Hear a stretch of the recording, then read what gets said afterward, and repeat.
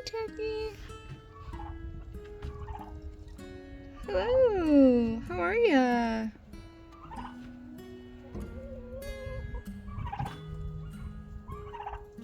Good morning. Hey, welcome back to the Secret Garden Homestead. For those of you that are new here, my name is Christina, and me and my family homestead on a little over an acre in the Bay Area, California. I'm excited that you're here with us today.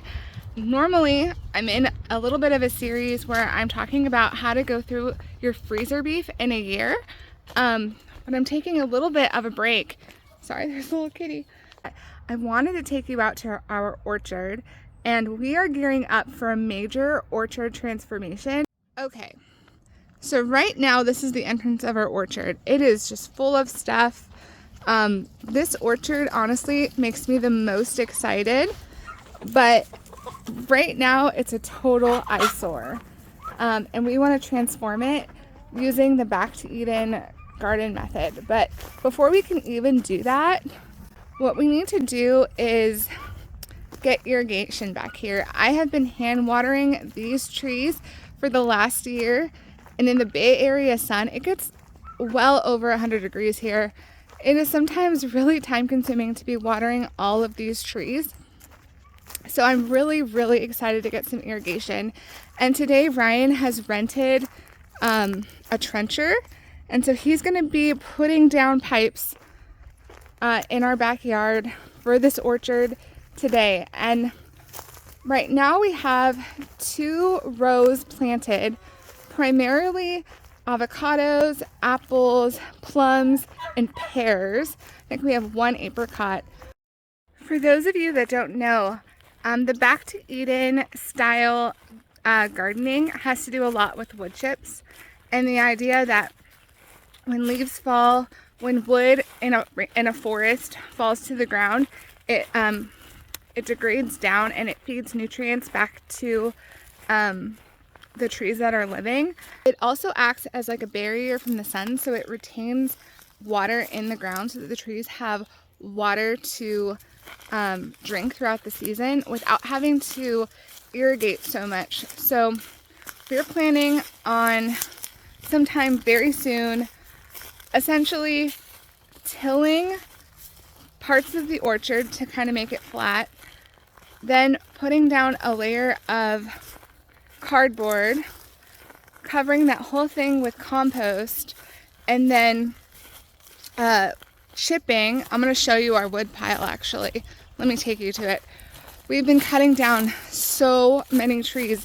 Everything on this property was super overgrown, and so we thought, hey, we'll make a pile of old branches and then we'll chip them, and then that will be the top layer of our Back to Eden when we go to transform our orchard. So we're finally, we've been planning this for about a year, and we're finally so close to starting it. So let me show you this insane wood pile. Here it is. This is primarily walnut because we have a lot of walnut trees. I know you have to be kind of careful with walnut, but my understanding is walnut in the root system is a little bit worse than the actual branches, so I think this should be fine. And then I've also just been pruning all of the trees that we have. So any trees that I've been pruning, all of their branches have ended up in this enormous wood pile that we're going to chip and then put down in our orchard. But when we planted the property, we knew it was probably going to take us a good 3 years to plant out our entire orchard. So we plan on extending the orchard this year to probably about here. So we're going to have 4 rows of fruit trees, and our next phase of the orchard is going to be stone fruits. So we have peaches coming, we have nectarines coming, we have cherry trees coming. I plan on planting a pomegranate, and then we actually have 4 mango trees. I have been doing a lot of research online about tropical fruit and growing it in our zone. We're located in zone 9B, which is still a little bit chilly for mango trees, but it's totally possible if you do it right. So we're really excited. I cannot wait to turn this orchard from an eyesore into one of the most beautiful spots on our property. So stick around for that YouTube video. It's probably going to come out in a month or two. I want to show off some of the trees that we're planning on planting this upcoming year, our Homestead year 2. I think I have about 20 fruit trees that I plan on putting in the ground with the help of Ryan, of course, next year. And we've just gotten a couple in the mail. So I think I have 1, 2, 3, 4, 5, 6, 7. 7 of them are here right now. So I wanted to just show you what we are planning on planting. I am so excited. So the first thing is over here is a Satsuma mandarin, which you can tell it's putting on some new growth right here. So it's really happy in the pot, but it's going to do so much better once we put it in the ground. This variety is ready to harvest in October through January, which is perfect because everything in my citrus grove right now is really ready and sweet, closer to that December, January, February mark. So this is going to give me some citrus sooner in the citrus grove. So I'm really excited about this variety. It's hard to find something that's ready that early in the season. So I'm really excited about that. Right here, I have myself a wonderful pomegranate. I have another pomegranate planted out in the orchard right now that's probably 3 or 4 years old. I think it's a wonderful because it looks like it's going to be ready to harvest in like November. But you can tell that this tree right here is growing more like a bush. And I really want like a really nice looking pomegranate tree, not like a shrub. So I plan on pruning this a lot once it loses its leaves. It is deciduous, so it will lose its leaves. So once it does, I plan on pruning it and then putting it in the ground. It's gonna look like a stick in the ground, but I've heard these grow really, really fast. So I'm excited. This one's going out in the orchard. The next tree I have here, and you can see I probably should have pulled the fruit off, but it's okay. This is a Meyer lemon. I love Meyer lemon trees. Lemons grow really, really great in California, in particular my zone 9B. So I'm really excited to get this in the ground. It is a semi-dwarf tree, so it will get relatively large. So I'm excited, and it's already fruiting. So next year we might get an even bigger harvest, but we'll see. It did put on some flowers right here. It did put on some flowers, and you can see there's little tiny Meyer lemons right here. So I'm excited about that. We'll see what it does this upcoming year. But this is also going in the citrus grove. I have one more tree that's coming, I believe, for the citrus grove, and that is a Moro blood orange, which also ripens in that like January, February time frame. But I've heard such good things about it, I decided to go with the Moro blood orange. Over here, I have a Gala apple and 3 mango trees. So right over here is my Gala apple. I got this tree from fastgrowingtrees.com, and it came in like pristine condition. It's absolutely beautiful. Not sponsored by them or anything, but I highly recommend them. I tried to buy the biggest tree that I could so that I could get fruit faster. We have a persimmon that's out in the orchard right now that never woke up from dormancy, so I'm pretty sure it died. And so we're gonna plant this apple tree in its place, and it will actually give us very sweet apples in a time of the year where we actually don't have apples. So the Gala was the perfect choice for us, or the Gala. And then over here I have 3 mango trees. So this one is the Valencia Pride mango. And it looks like, I'll put a picture up on what this looks like.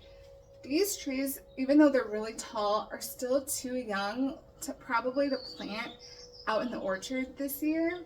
I don't think that they're gonna make the frost that we get. So I'm actually gonna pot these up really big and bring them in the house for 1 more year.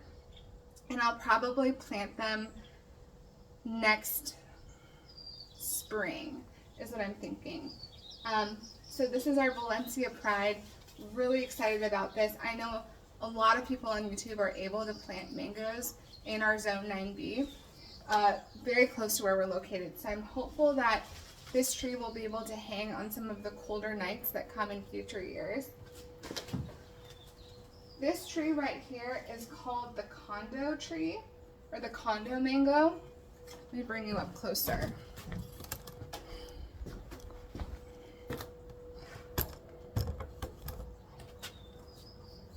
Again, this one is pruned really nice.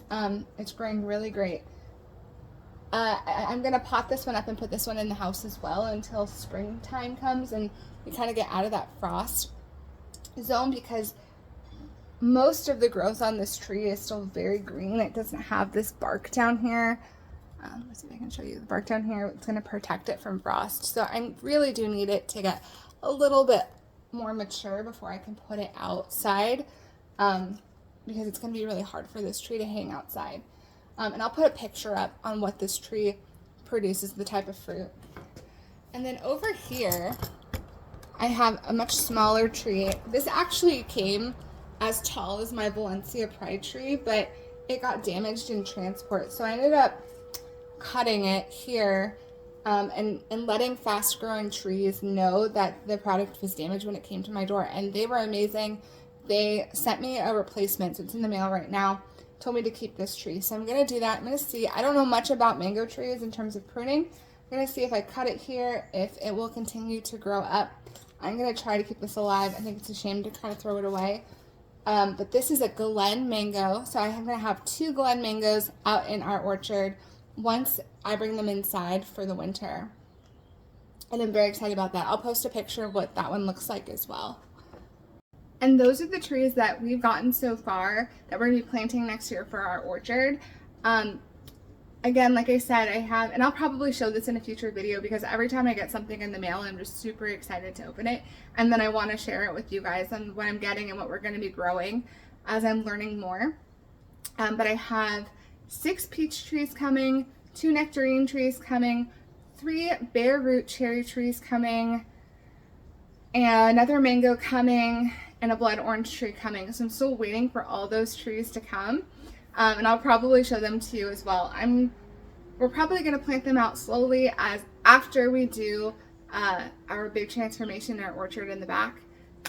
So anyway, our plan for phase 3 of the orchard is to plant another, say, 10 to 15 trees. But at this point, I feel like we've gotten some of the more popular varieties of things. And so if you guys have any input on trees that we should be growing here in Northern California, that maybe we don't have in our orchard yet, that would be great if you could leave a comment down below. Ryan and I are going to be keeping spots free for future trees for us to plant, just in case we come across a tree or a variety and we're like, we have to have that on our property. There's a spot that we can plant it. So again, we're going to have about 10 to 15 spots still available. I am planning on planting a mulberry tree, and I am planning on planting an elderberry tree, but not in our orchard. It's going to be on the very back of our property with our berries. So those trees are covered. And I do think over time we are going to plant figs and probably persimmons, but maybe just not a ton of them. So if you have any other trees that you would highly recommend, please leave a comment down below. I would love to know about it. It's about dinner time now, and we marked everything out for the irrigation. We kind of marked out where our new trees are going to go, and Ryan's finally starting to trench. We have the trencher. We rented it. We have it for 2 days, today and tomorrow. And so I think in about an hour, the sun's going to go down and we're going to call it. So I just wanted to say thank you so much for watching this video. I'm going to keep you updated on all things orchard. This is like the major project that I'm the most excited about going into our homestead year 2. Finally getting some fruit trees in and getting water to them. So I hope you have a wonderful day, and I will see you on the next one.